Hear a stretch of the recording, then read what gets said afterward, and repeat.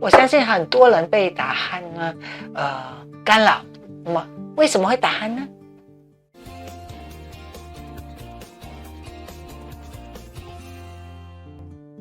嗨，大家好，我是 Dr. Rebecca。我相信打鼾不是一件小事，如果打鼾，很多都会有呼吸暂停症，不够氧气也会造成心血管包括脑部的问题，所以是非常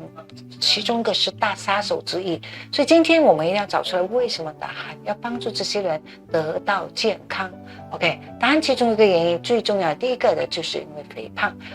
肥胖呢，为什么会引起打鼾呢？因为肥胖的人呢，发现到他的气道比较窄的，所以在白天的时候清醒的时候，当肌肉收缩的时候就有通，可以有通，这个气道就有通，比较可以通，所以就没有问题。只是在晚上的时候睡觉的时候呢，发生什么事情呢？肌肉比较松弛的，所以当肌肉比较松弛呢，这个咽部呢就会比较阻塞，比较窄，所以就造成这个打鼾的问题。所以这个一定要改善它的这个肥胖的问题，才能够改善这个打鼾。那第二个呢，就是构造舌头肥大，或者是甚至的扁桃腺啊，有些很大啊。虽然一个人是说，但他舌头很大啊，或者发生的就是这个soft palate 也是可能下垂啊。所以这一个呢，都是因为身体的这个肌肉松弛了、松掉了，所以造成了这个问题。所以这个呢，我们就要调理它，让呢身体的士气啊，然后身体的这个气啊要被调理给它对。那么呢，当这个代谢的问题调理对的话呢，这个问题就会得到帮助的。甚至呢，可以最快的时间呢用laser，就是用laser能够让它缩回去，至少呢让空气可以通。那第三个呢，可能是鼻子的问题，鼻子的异常，比如说鼻子的生理的异常啊，或者是呢可能有息肉，或者有一些发炎，造成鼻腔的这个非常的窄小它也会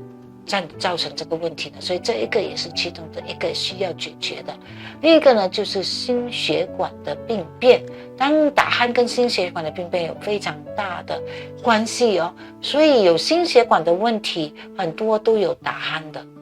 打鼾的事情，或者呢呼吸暂停症，所以要非常注意，因为它是加倍引起这个心血管的问题更严重化，所以心血管的也会有打鼾的也可能会有这个问题，所以我们要去治疗它这个心血管，要把这个根部的问题解决掉甚至血压上升都可能因为打鼾的问题。所以我们要看见这个打鼾的习惯是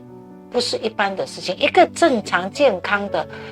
人呢，是不会在疲累的时候打鼾的而且小孩子小就打鼾是一个问题来的，我们一定要解决，不然的话他的问题会更严重尤其是小孩子很多都发现到有打鼾的时候，他们注意力比较少，比较难注意，而且好动比较高，